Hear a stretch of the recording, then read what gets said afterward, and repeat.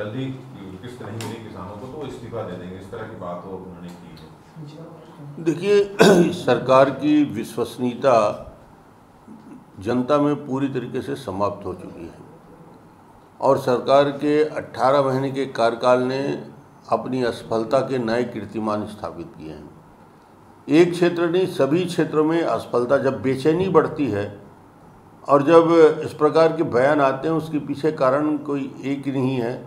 इसके पीछे कारण यह है कि सरकार न केवल सारे मंत्रियों के अधिकार को छीन लिया, बल्कि जब मंत्री जिसे नंबर 2 कहा जाता है, जिसे नंबर 3 कहा जाता है, वो पूरे अधिकार जिसके छीन लिए जाते हैं तो बेचैनी और बढ़ जाती है। और आज जो बयान देखने को मिला है वो छत्तीसगढ़ के करोड़ों किसान की भावना की अभिव्यक्ति है, कांग्रेस के अंदर चल रही खलबली और बेचैनी की अभिव्यक्ति है। और ये बताने के लिए पर्याप्त है ये स्टेटमेंट कि क्या चल रहा है अंदर ही अंदर और कैसे इस सरकार के मुखिया और मुखिया के द्वारा बार बार जनता को भ्रम में रखकर झूठ बोलकर अलग अलग किस्म से भ्रमित किया जाता है। ये बात स्पष्ट हो गया कि किसानों को उसके डिफरेंस की राशि, जो अंतर की राशि 2500 रुपया जो देना था, उसको देने में सरकार असफल हुई है। 1800 रुपया देने के बाद एक किस्त मुश्किल से देने की स्थिति है और अगले धान के खरीदी तक, धान के आते तक या धान खरीदी होने तक ये सरकार इस स्थिति में नहीं है कि किसानों को 3 किस्त की राशि और बोनस के 2 साल का डिफरेंस की राशि ये सरकार किसानों को दे दे। और ऐसे स्थिति में अविश्वास न केवल छत्तीसगढ़ की जनता कर रही थी, विपक्ष के भारतीय जनता पार्टी के लोग इस बात को रोज बोलते रहे, हम लोग इस बात को लगातार उठाते रहे, मगर अब विपक्ष के ओर से नहीं, कांग्रेस के घर से और नंबर 2 दूसरे नंबर का जिसे हम मंत्री कहते हैं टी.एस. सिंहदेव ने इस बात को रखा है कि यदि पैसा किसानों को अगस्त में नहीं दिया गया तो उसका उस पद में बने रहना बेकार है, यानी वो अपने पद से, मंत्रिमंडल से इस्तीफा दे देंगे। ये अपने आप में बहुत बड़ी बात है कि सरकार और सरकार के मंत्रियों की हालत ये हो गई है कि एक न दो, अधिकांश मंत्रियों से यदि अकेले में पूछा जाए तो उनकी बेचैनी प्रकट होती है और वो भी इसी मानसिकता के हैं। तो निश्चित रूप से ताश के पत्ते की तरफ बिखरने वाली ये सरकार और इसके मंत्रिमंडल का हश्र आने वाले समय में क्या होगा ये तो वक्त बताएगा।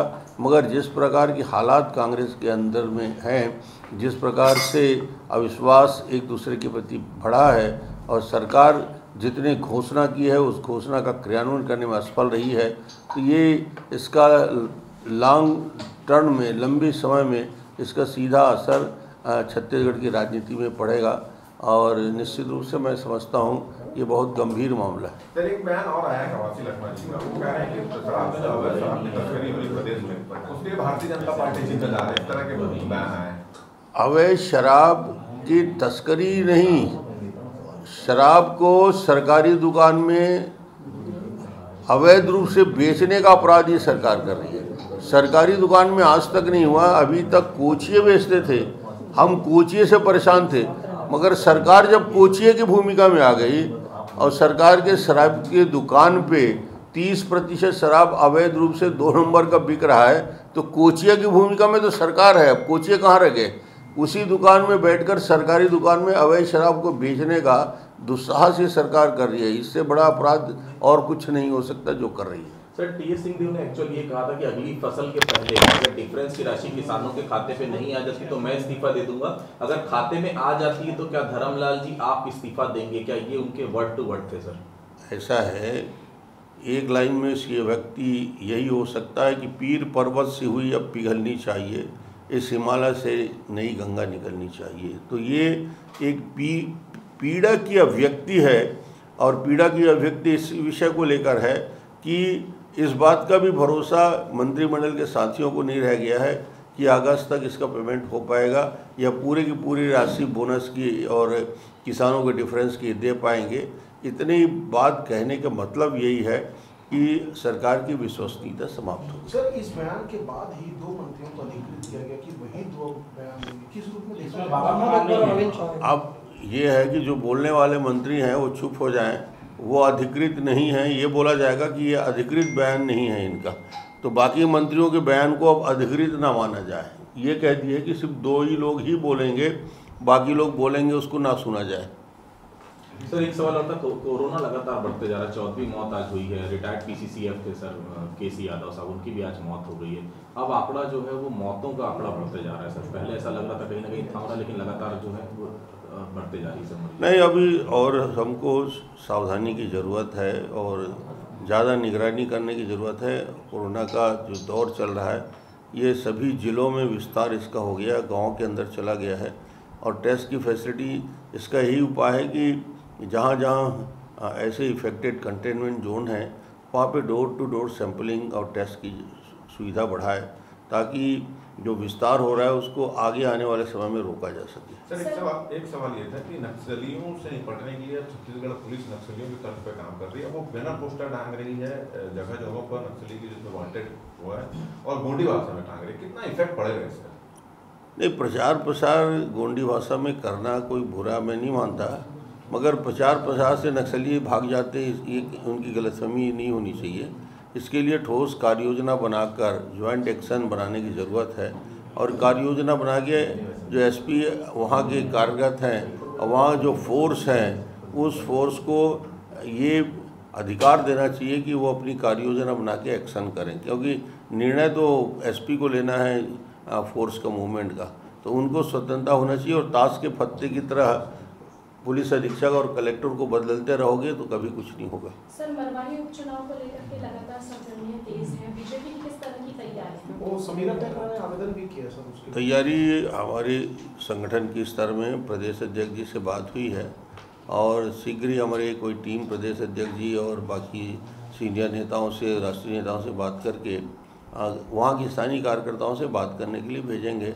अभी पहले तो जिले के संगठन को तत्काल रूप से उसके क्रियान्वयन की जरूरत है। सर, ये सीएम हाउस के सामने एक लड़के ने आत्मदाह का प्रयास किया है, उस लड़के को मानसिक रूप से विक्षिप्त करार दिया गया है, आपने भी लगातार इसको लेकर ट्वीट किया तमाम चीज़ों को लेकर। मैंने पहले भी कह दिया है कि यदि छत्तीसगढ़ के युवकों की पीड़ा इस रूप में प्रकट हो रहा है 18 महीने के होते होते, कि उसे अपनी बात को, अपनी पीड़ा को व्यक्त करने के लिए मिट्टी तेल पेट्रोल डाल के आत्महत्या के लिए मजबूर होना पड़ा है, तो सरकार को अब सोचना चाहिए कि छत्तीसगढ़ के युवकों के मन में कितनी बेचैनी है, कितनी तड़प है और कितना आक्रोश है।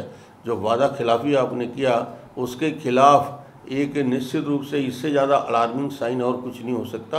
अभी भी वक्त है रहते युवकों के लिए जो आपने वादा किया उसमें से कुछ पूरा करो, नहीं तो ये आक्रोश दिन ब दिन बढ़ता जाए। सर, आपने एक जो बयान जारी किया उसमें कहा कि चला चली की बेला का ही अलार्म अपने सिंधियों का कहना है, जो तमाम स्थितियां चल रही, चला चली की बेला कैसे हो सकती? 3 साल तो बचा है।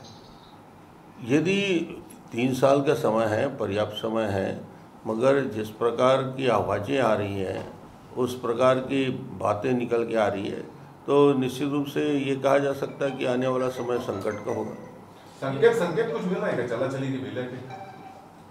अब ये संकेत इससे बड़ा और क्या हो सकता है कि मंत्रिमंडल का वरिष्ठ सदस्य जब सरकार को धमकी देने, अल्टीमेटम दे रहे हैं, तो इसका मतलब ये है कि सरकार की विश्वसनीयता खत्म हो गई। ये वर्चुअल रैली आपकी खत्म हो चुकी भाजपा की तरफ से, अब क्या संगठन में कोई बदलाव होगा या किस तरीके की आपकी तैयारी? नहीं, संगठन का तो गठन करना है। ठीक है, थैंक यू सर।